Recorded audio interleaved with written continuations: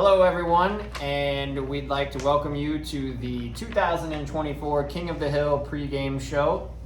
Normally, in my position, would be Brent Bishop, but Yes. Brent's got to get up early for work in the morning, so he couldn't stay late tonight. So we've got Buck and myself. Thanks for joining us, or joining me. Like you said, Brent couldn't make it. This will be short and sweet as we both have to get up. So we're going to make this quick. We're going to introduce the players. We'll talk about them just like we normally do and talk about format. You want to go over that first? Yeah. Format and all that. So let's do that. Yes, so King of the Hill, it's tomorrow night. That is August the 9th? Yes. The 9th at 5 p.m. It is a one-man horse race. We typically, how it works is we invite the top 10 best players. We come to that by taking the top 8 finishers from last year's club championship plus the 2 golf professionals, Tim Jarman and myself. That creates a 10-man field. Those 10 players all start on the first hole. The person with the highest score on each hole is eliminated. If there is a tie, then we go to a chip-off. The only thing that is a little bit different is that once you're eliminated, you continue playing because we have a low gross total competition and a skins game. So you've got 10 guys that are all playing the same hole at one time. They play 9 holes. The highest score on each hole gets eliminated from that portion, but they do continue on playing for the low total and skins. Yes. So And the players do pay an entry fee for this, correct? that is correct, yes. So they are paying an entry fee. That is the skins part of the factor, or Well, that's all, yeah. Okay, The entry fee is it's $75 and it covers each game. okay. So good to go. So with that being said, let's go over the players, and then we will talk about. We'll bring in one of these guys that's a newbie this year, and we'll interview him for a little bit and see what he's got to think. So the first player, horse number 1 out of the gate, Landon 140 Bierman. That is 140 because he is 140 pounds as of today. Little guy. He's just a little guy. Landon is actually a third alternate. So the media that you might have seen, social media posts and things of that nature, had some different names on it. Some players were unable to play. They had some personal things come up. Bill Griffey is no longer in the field. Jeff Zimmerman is no longer in the field. So we've had to fill those spots accordingly. And Landon's done very well in some horse races that we've had. The Shot in the Dark, him and Delano took 4th. Landon played very well. And then the second player on this list, Jacob, played with Landon in the 2-man horse race back in July or June, and they did very well. A lot of you people that are going to be out here have probably seen them play already. Young kids. Doing very well and playing a lot of golf. If you want to talk about somebody, I don't know anybody that plays more golf than the 2 of them. They play every day. So, and it's good for them. It's good to get them into the community that we created up here, and it's good for everybody up here to see young faces. They're the future of our game, so we're glad to have them. Yep. The next player we've talked a little bit about is Jacob Mini Delano Schmidt. We call him Mini Delano because he breaks just as many clubs as Delano does. I don't know where he learned it. His mom is definitely tired of buying new clubs. He's already been yellow carded. Yes. So hopefully that doesn't happen tomorrow night. But there is a chance. There's always a chance of that. So horse number 3, we have Jim Boston Logger Watt. If you guys don't know who this guy is, this guy was an alternate on the U.S. Open, I believe, right? Is that correct? Yeah, U.S. Senior Open. He Yeah. qualified as an alternate. So he's a really good player. I have played back-to-back days with him. He played from the orange one day and shot 68, and then turned around and played from the blue the next day and shot 72. So I mean, this guy has got great game. Everybody will be playing from the blue tees. So the older guys like Jim and Tim, maybe a few yards behind these guys, but when they get up to the green, you're going to see that they're going to be right there with them. There's no doubt about it. Yeah, Jim was a 8-time stroke and match play champion, I believe, when he was at Cardinal Hill. So he definitely is a good player, and definitely somebody that you'll want to watch for if you do come up and watch. Speaking of that, we do highly encourage spectators for this event. This is kind of our chance to showcase our club's best players, and we hope that everybody in the community outside of the golf course and inside the golf course, we'll come up and support them any way possible. So we'll have some drink specials. You can get a cart. Doesn't cost you anything to come up and watch. We just would appreciate having everybody out and helping us build our community up here at the golf course. And Jim's one guy to really watch and control the course and like play the course. He won't pay attention to really what everybody else is doing. He's just going to go out and play his game, which is a great way to play the game. Horse number 4, we have J. Aaron McLaren. He hasn't been around much, but obviously he's Monty's son. An old Milan boy. And I believe this is his 3rd King of the Hill. He It played is- in the yeah, it is his yeah. He actually finished top 3, I think, last year. Yeah. Finished 3rd last year. So still playing pretty good golf. He, to his standards, probably not. But he's a guy to look out for. Probably somebody I'm going to put some show money on. Yeah. He's engaged now. He is engaged, Yeah. yes. Yeah. So his golf game will go down Jaron and tremendously. Aaron. Really? Jaron and Aaron. I did not know that. Is it? Never mind. Horse number 5, we got Joe. Don't call me Joey Branson. He's very offended by that. Don't call him Joey. I'm going to call him Joey. Sorry, Joe. But talk about a grinder. This guy plays all the time. Really tries to work on his game a lot. Constantly playing, working with you. You guys play a lot together. Obviously, he caddied for you when you were in Frisco. Yeah. Joe loves golf. He does love golf and loves to help people with their golf absolutely. game too. So yeah. He's pretty good. He's a great caddy. He's a pretty good instructor for beginning golfers as well. So, horse number 6, you got Marty 2Bet Albertson. He is filling in for one of those guys, right? Yes. Thanks for filling in, Marty. Another guy that is not going to blow you away by his game, but he's going to be fairway green, 2-putt par, throwing a birdie here and there. So, very impressive golfer. I really enjoy playing with him. He's played in every one of these. This is our 4th annual. He's played in every one of them so far. So keep it up, Marty. I'm sure you'll qualify again this year for next year. We appreciate you being an alternate this year, and I hope you do really well. All right, horse number 7 that everybody knows, Tim getting the cart Jarman. That's a great nickname. So, if anybody's ever played with Tim in any kind of team event, even if it's just single, and you may even hear it if you pay attention, he'll probably tell somebody to just get in the cart. Or tell himself to get in the cart. He will tell himself that too. But it's always fun to watch Jarman compete. I think he kind of plays this event off as whatever, I'll play in it, until he gets out there and he wants to win. There is no doubt about it. He wants to win, and he's fun to watch. Of course, everybody loves watching Tim play. So, horse number 8, Jeff. I play boring golf Vineyard. And he does play very, very boring golf. That is a compliment. He is fairway green, 2-putt, a lot of birdies. He will make a lot of birdies. He is right down the middle. It's true compliment. Like it is, you will watch him play or you play with him and you're like, how did he shoot 68?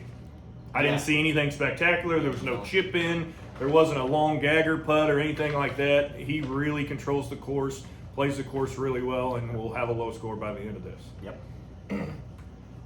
Horse number 9, Mike Hit On Anyone Burkness. Also Talls, Peakalicious. I mean, Poor guy's got nicknames out the wazoo. and he brings it on himself. Everybody's got a nickname, a different nickname for him. So, but I believe it was last year took you to an extra hole. He did, yeah. We went to extra holes. This guy, he's one of those guys that all the time you're like, how's he in it? Yeah. How's he in this? Yeah, He'll get himself in trouble and make a great shot and make par or do whatever. So he's a guy, if you want to put some money on, that's not a bad bet right there. He's a guy that proves that you don't have to be perfect at all aspects of your game to score well. And another guy that plays a lot of golf. Him and Landon and Jacob play a lot of golf together. So it's one of the reasons he is good, because he plays and knows his swing and knows how to control it. So, and obviously, last but not least, horse number 10, the defending champion, Austin Call Me Dad Hardison. Obviously, that nickname's, he's going to have a son. October? Is that right? October 19th, yeah. Is the due date. So, first of all, congratulations. Thank you. I know you guys are super excited. Everybody around here is super excited for you, and that kid will be spoiled rotten. So good luck with that. But everybody knows Austin's game. Obviously, the PGA Pro here, hell of a golfer.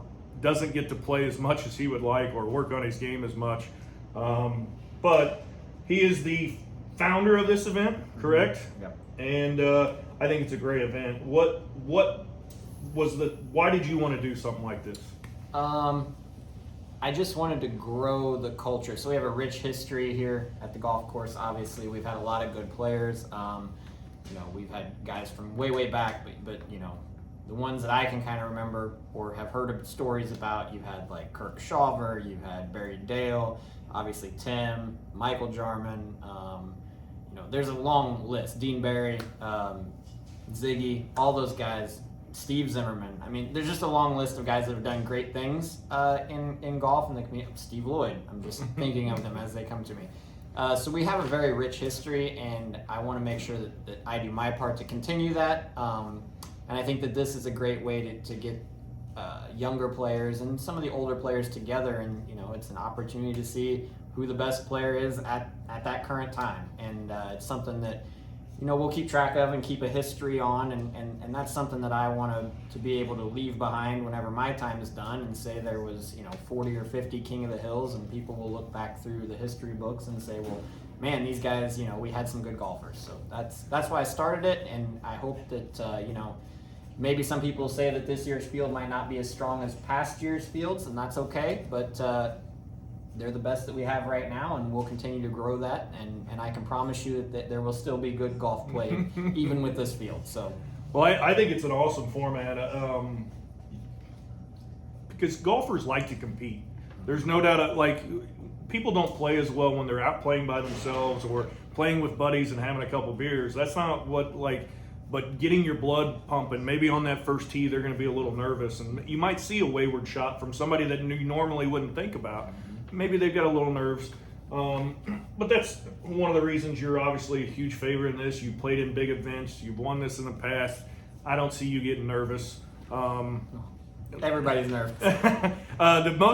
Where I see people get nervous more than anything, even in this event, is the chip-offs, because it's quiet. You don't know what the player in front of you did if you're going behind somebody, and typically we put those chips in a tough spot. And so you got to get you might have 3 feet that you can land this ball on to be able to get it close. So it's pretty cool. So Austin, if you don't mind, I'm going to ask you to step out, and we're going to bring in Jacob, and we're going to ask him about his first King of the Hill. Come on in, Jacob. Sure. All right. Jacob, thanks for joining us. Yeah, appreciate it. Always. First thing, how do you feel about being invited to this thing? I think it's pretty cool. I wasn't expecting to honestly be invited. I didn't play all that well in the last year's club championship. I snuck in there, and I'm a lot better now than I was last year, so I'm feeling pretty good. Yeah, I played quite a few rounds with you this year. Your game has definitely gotten a lot better. You're controlling the course. You're managing the golf course a lot better than you were in years past. You're playing a lot more. So let's talk about what you're going to do for school. You're going to Nebraska, right? So Tell us what you're going to do in school there. So I am a part of the PGA management program, and basically I'm be learning kind of what Austin does. I could do what Austin does, or I could kind of venture off into other aspects of the golf world.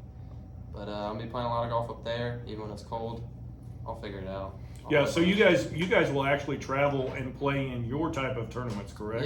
Yeah, we do. There's a travel team. I don't remember how many is on the travel team. It's either like 5 or 6, but they travel around to Vegas and other places around the country and play. And there's I believe your mom has told me this, that you maybe not this year, but you'll go to Scotland for a trip. I know they're in Scotland right now. Actually, I think we go to either China or Japan next year. I don't remember where it is to be exact, but I'll go to Scotland one of the years I'm in college. Okay. Definitely. So do you think you'll be nervous on the first tee tomorrow? Yeah, definitely. Yeah, I'll definitely be nervous. What are you going to do to control those nerves, though? Well, after watching Landon probably top his first tee shot, I'll I'll probably hit it right down the middle. I'm hoping. Well, That'll make fun of me. if anybody's a believer in karma, he might top one off the first tee after saying that. Yeah. All right, so obviously Austin's a huge favorite. You can't pick yourself. Anybody else but you and Austin, who would you pick to win this?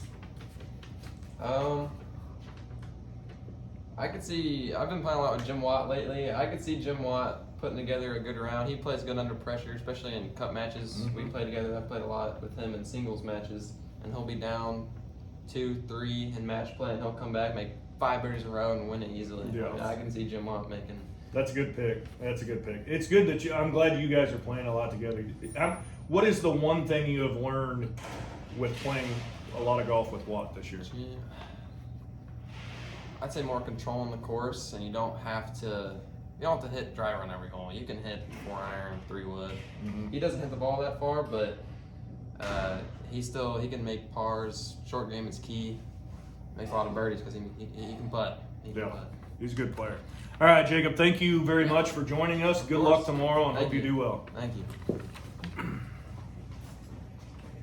I'd just like to say real quick, I think that was a great question that you asked Jacob about what he's learned playing with Jim Watt. And I think that's part of what we're trying to accomplish is that our more older seasoned golfers that were, past greats are passing along those little tidbits of knowledge to our Absolutely. youth. So I'm very excited to hear that and hear that response, and that kind of tells me that we're doing our job. So Well, and I've seen Watt start. He'll go off, and I'll give him a key, and he'll start playing, and then he'll be making the turn, and he's playing with a guy or two guys or whatever, and he just joined up with him. He would play with anybody and loves to help people with their game if they'll ask. So don't be afraid if Jim's out here. You want to ask for some help, a little pointer or whatever. That guy will help you out. There's no doubt about it. And we appreciate him being around here. He is a great asset to this golf course, and really appreciate it.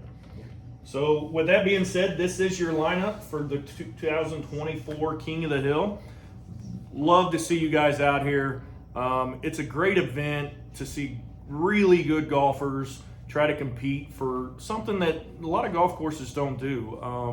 And what the title says, to be the best golfer at this course for 1 year. That's pretty good bragging rights. So good luck to all the competitors. I hope you all do well. I'm going to enjoy helping you guys out with this and seeing some good golf. So I'd just like to say thank you to everybody who did agree to play. Thank you for the people who are going to come out and support. Once again, we tee off at 5 o'clock, but you want to make sure you be here a little bit early, so maybe 4:30, 4 o'clock. You will be able to place some friendly wagers if you'd like on some of the players. But thank you for all your support, and we hope to see you tomorrow night.